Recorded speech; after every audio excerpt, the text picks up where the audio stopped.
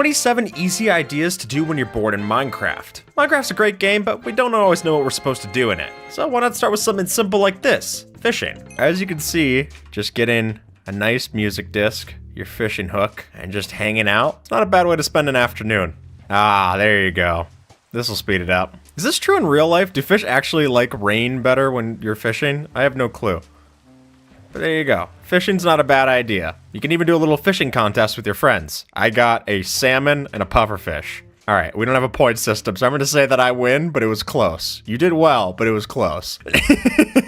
Over here, we've got not only a couple of dead fish, but also an uphill AFK machine. AFK machines used to be all the rage because you would get kicked from servers for inactivity, but now we don't see them as much. Though the idea of building something like this, which lets you just go and do a little water slide, lazy river style thing, is fun. And I mean, this is a very simple idea of it. You could make this go all kinds of ways. You can even make this just go up to your base if you want like a passive elevator. We've shown that off in the every staircase you can make in Minecraft video. I think it's pretty handy, even if your hands aren't on the keyboard. Ooh, as you're gonna see here, we've got a bunch of cool looking plants, and that goes into this point, which is just, if your world's starting to feel a little bland, go plant foliage around it. I mean, you might not get observers growing on yours like I do, but just by adding in little things like glow lichen here and there, some of the rare ones like the pitcher plant could be cool, or just adding extra little sparks of bone meal and color to your world really makes it more exciting. Just little sparks of color here and there, glow lichen if you want to light up the place without having to add in torches. That'll just stop some mobs from spawning outright. Now we've got things like resin, which you can use as a way of like making your bushes seem even cooler. You have a regular set of leaves, like if I got my jungle leaves here, add on resin, and now it looks like if I got my jungle leaves here, add on resin, and now it looks like its own kind of berry bush. Look at that.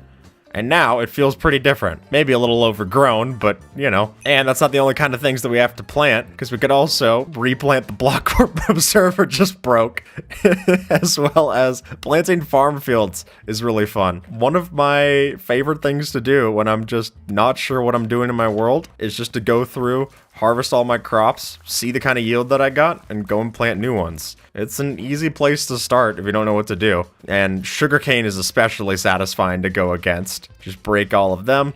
You can make automatic ones, or just manual is fun too. And if you're gonna do this, I will mention, if you break all these crops with a fortune tool, even if it's just your fortune pickaxe, you will get a slightly better yield. I mean, not if Observer steals it. Then you get no yield. And a broken part. Oh, rubbing it in my face so nicely, huh? All right, Observer, show me your farming roots.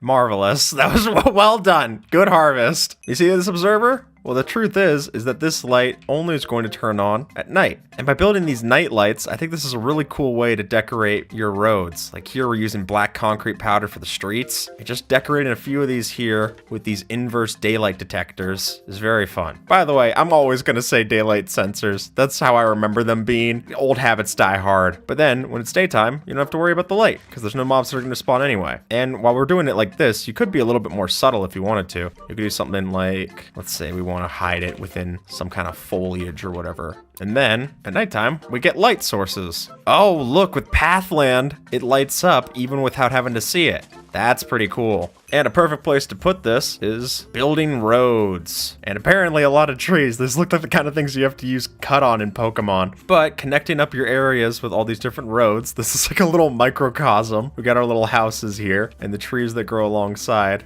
That's really cute. But connecting up your place with roads, one of them, which we're never going to get a chance to show otherwise, so I'll go do it here, is Observer made this beautiful road that connects the observatory to the mod showcase set. And so having these just make it a lot better if you ever want to show your world to someone else for them to experience. Like I know when we wanted to prep the July series world, we added a few of these in because we wanted to have just a nice way for people to know where to be going. Because what's obvious to you might not always be obvious to someone else. It might be handy the next time you want to get someone over to your farms. Here, everything's a farm, so it's pretty easy to go over to this. We've got an automatic lava farm.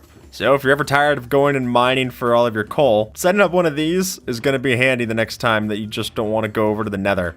We can cook up all of our raw rabbit, That'd be awesome. Let's go for a ride, Observer. So long. Yeah, and I think just building roller coasters, especially because we're going to get all the minecart changes coming up soon, having the ability to set these up to connect different parts of your base, even if you're not building something fancy like a piston bolt, you know, those are great for moving around fast to the nether, but they also require a lot of redstone. Just doing something simple like this is fun. And, you know, it's easy to forget about these other forms of travel in Minecraft when you got elytras, so having this older kind of form is pretty nice. I did just break it by flipping one switch. You know, that never happened with an elytra, but there you go. This isn't with any experimental thing or anything. This is just how many minecarts it takes to break the rail. Adding in regular doors is pretty boring, and it makes it just get a little less exciting to visit your base. So by adding in different redstone doors like this, even a simple one, makes it way more exciting. You can find your boats and hoes, have a fantastic time. But look at this. I mean, you could build this with a screenshot. That's how easy the redstone is here. So even if you don't know redstone, this is a fun way to learn how to do it. And it's something that you can easily blend into your base, and then you've got a cool new way to go. This isn't just a bunch of lights. It's definitely not that big thermometer that's over in California. This is a redstone silo for your items. So as soon as the hopper behind it fills up, then fantastic. And I think if you're going to put in the effort to build a farm, then building one of these makes a lot of sense to me. It just makes it seem that much more impressive, and it gives you a simple enough way to track how it's going. Building ourselves a map room. This is going to be kind of interesting with all of them floating off of these, but make myself my map, put it there, and then if we were to go and get the maps for the other areas, nicely done, Observer. But I think what this proves is that even if you're not doing pixel art, like giant map art things, you can still make your maps art by just having your builds on display.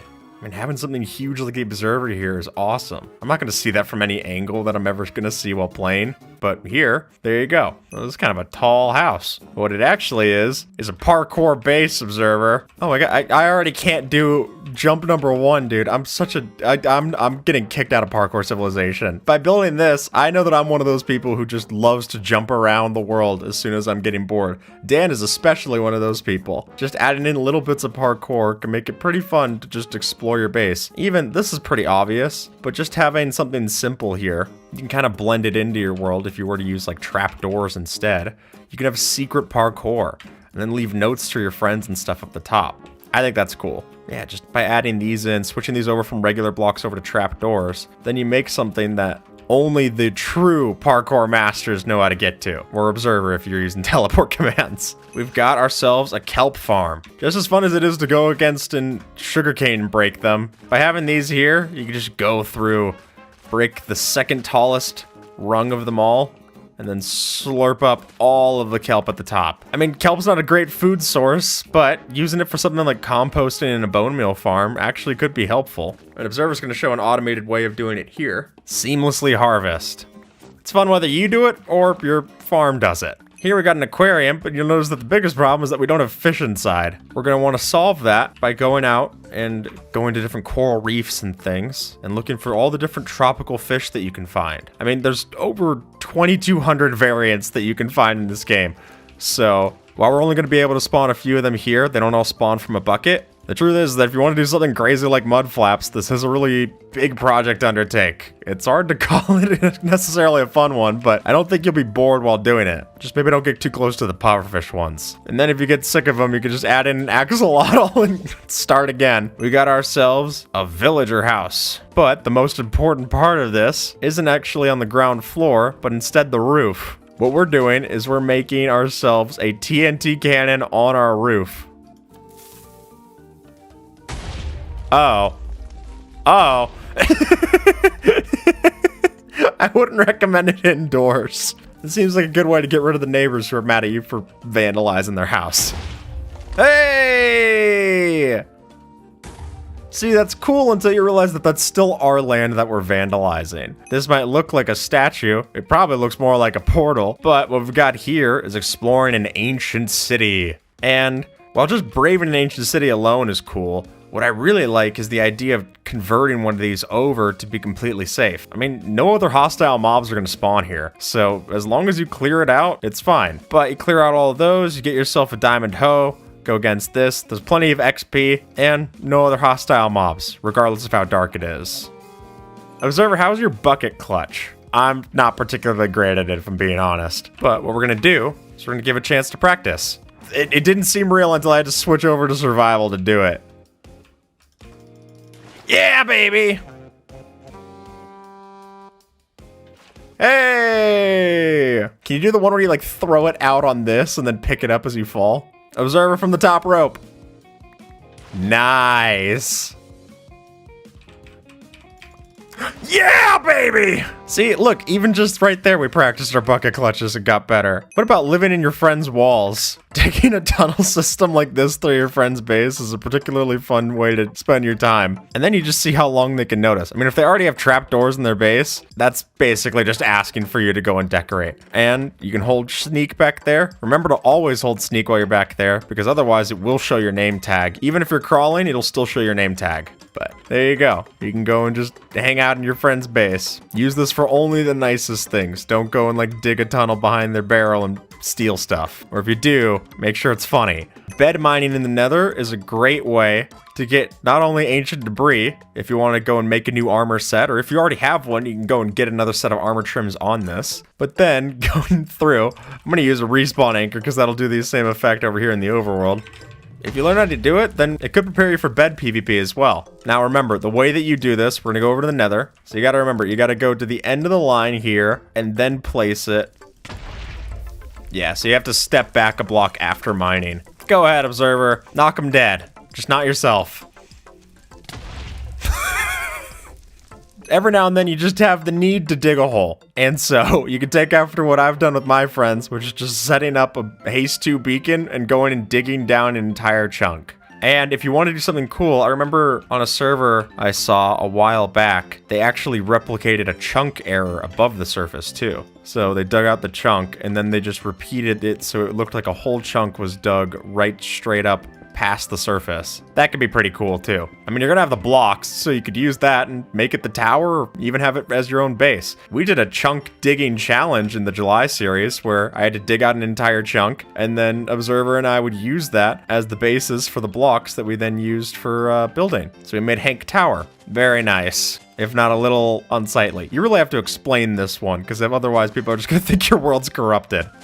Observer, it's time to get some horses. Whoa, look at this. All right, we're on location. So, breeding horses, you're now actually gonna have a lot better chances of getting incrementally better horses in recent versions of the game. You're not gonna get the insane fast horses from Bedrock Edition, but eventually we can, sure enough, train our horses and make sure that they're getting better with each generation. And it gives you a cool way to walk around, especially with all those roads we built earlier.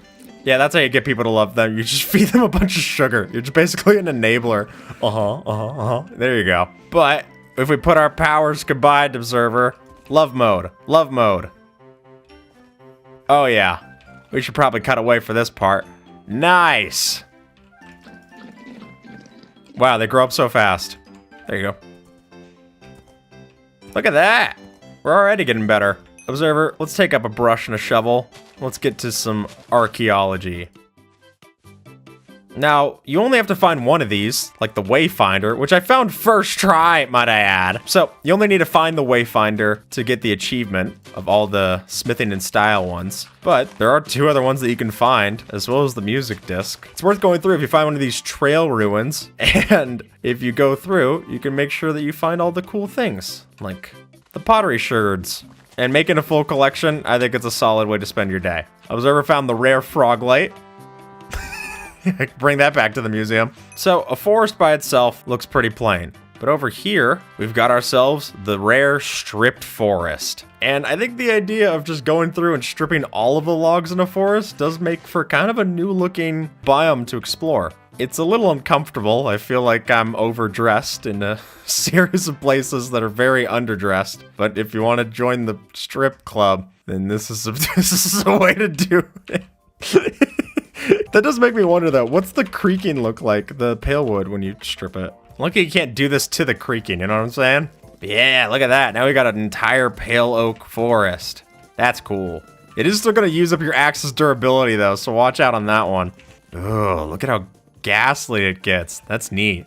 Observer, let's turn on moody brightness, because getting to experience Minecraft with way less light, you realize that this game used to be a lot more akin to a horror game. And I remember how unsettling it was to play with like programmer art graphics back in the day. Just see like how eerie everything was. Even Observer right now just looks so much scarier. I mean, I probably don't look great either. I look like an SCP waiting to happen instead of an SKIP. Yeah, look at how dark this is now. So you're telling me you play through this and then you start to see a bunch of mobs spawning, you're not gonna be scared? No chance. I mean, I think there's a reason why they wanted the game to initially be at like moody brightness.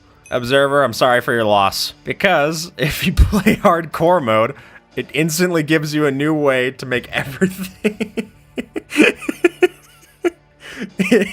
As you can see, it instantly gives you a way to connect with the game in a way that we never thought possible. Because right there, I mean, we've died several times in this recording alone. But if a difference between trying a water bucket clutch is having your world or not, it does make it pretty depressing. Like, now I don't have Observer. That's sad. I don't like hearing the dead stir. Hello? That is so eerie.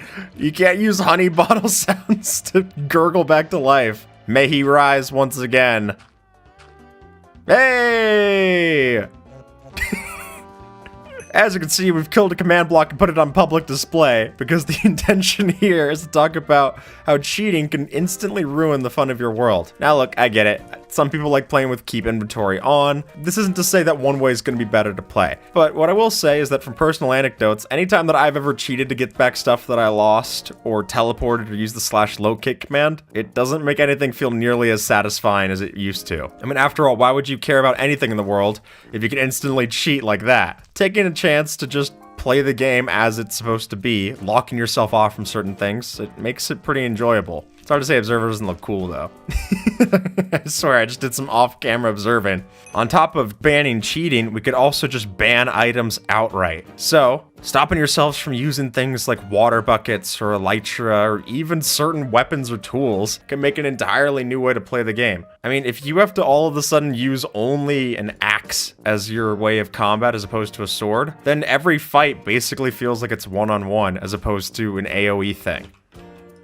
Yeah, there you go.